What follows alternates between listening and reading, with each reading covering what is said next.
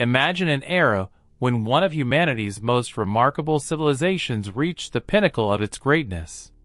The Roman Empire, stretching from the shores of Spain to the banks of the Euphrates, encompassed the entire Mediterranean and extended far beyond. However, picture this complex structure of power, culture, and heritage crumbling. Great Rome, once the center of the world, vanishing into the shadows of history. But what truly led to the downfall of this giant? Today, we delve into the key factors that caused the collapse of the Roman Empire and explore how its repercussions still echo in our modern society. We'll examine not only the invasions by barbarian armies, but also the internal corruption, economic ruin, and social upheavals that irrevocably altered the course of history. Are you ready to discover how one of the greatest civilizations of all time met its end? By the conclusion of this exploration, you'll understand how this collapse impacted not just Europe, but the entire world as we know it today. At the height of its power, the Roman Empire not only dominated vast territories, but also shaped the lives of millions.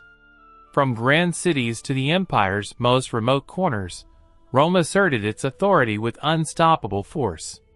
Through its legions, the empire expanded its influence, transforming distant peoples into subjects of the eternal city.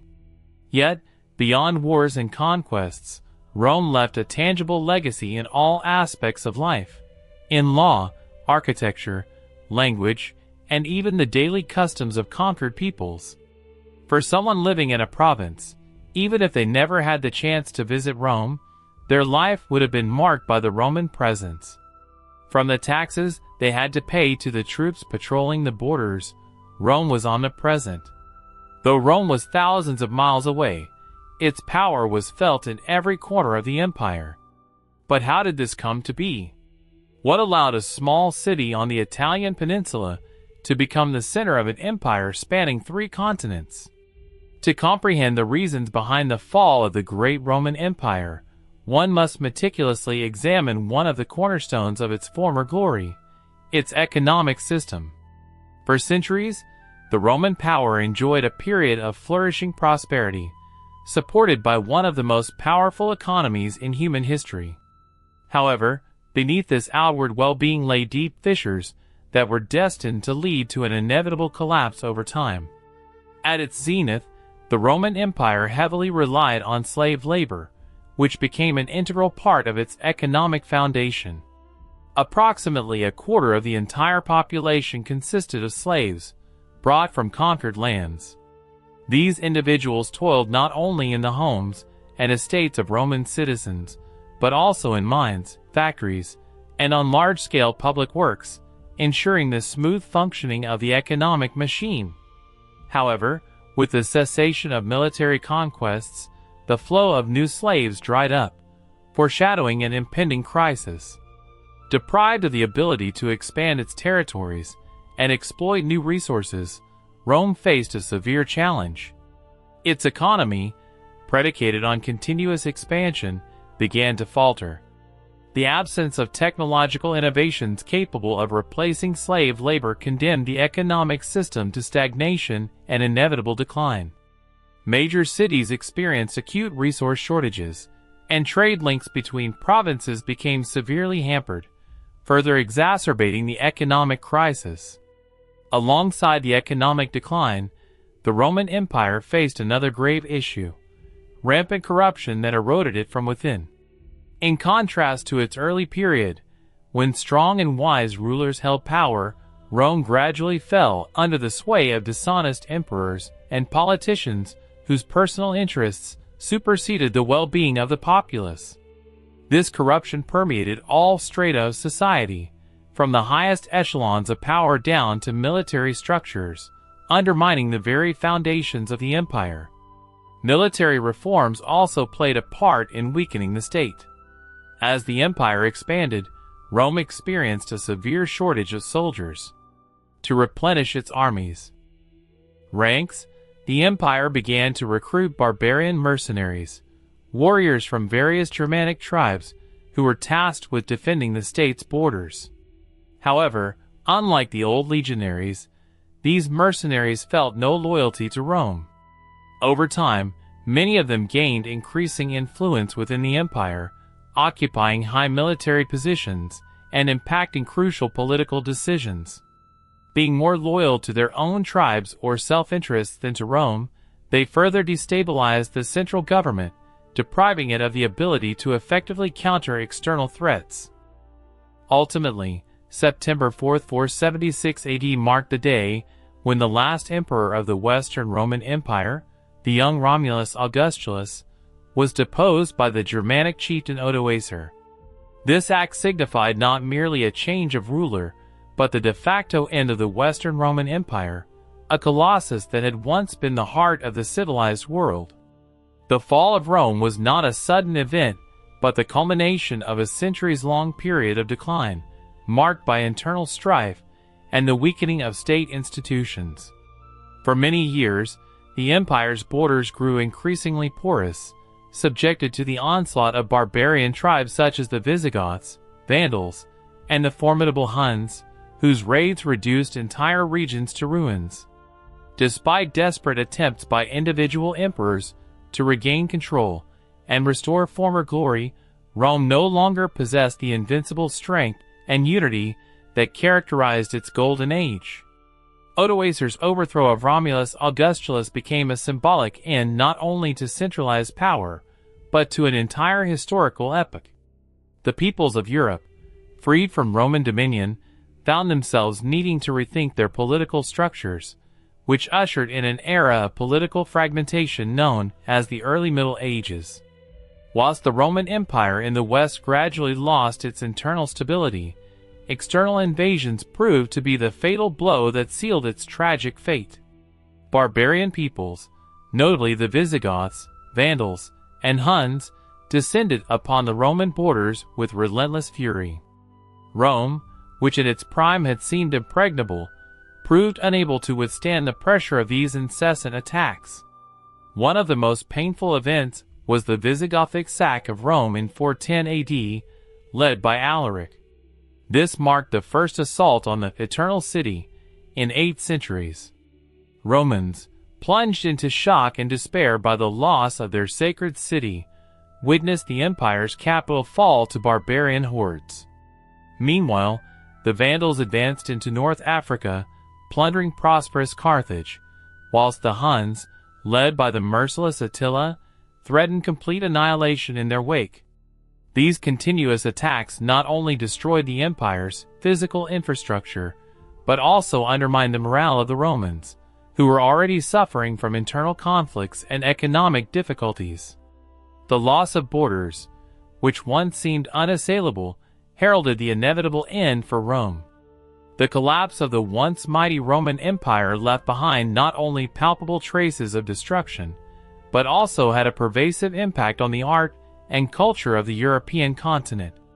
For centuries, Rome was a hub of artistic genius, magnificent architecture, and profound philosophical thought. However, with the empire's disintegration, much of this splendor faded, and Europe plunged into a period of cultural decline. Grand Roman structures, such as temples, amphitheaters, and bridges, were abandoned or fell into ruin.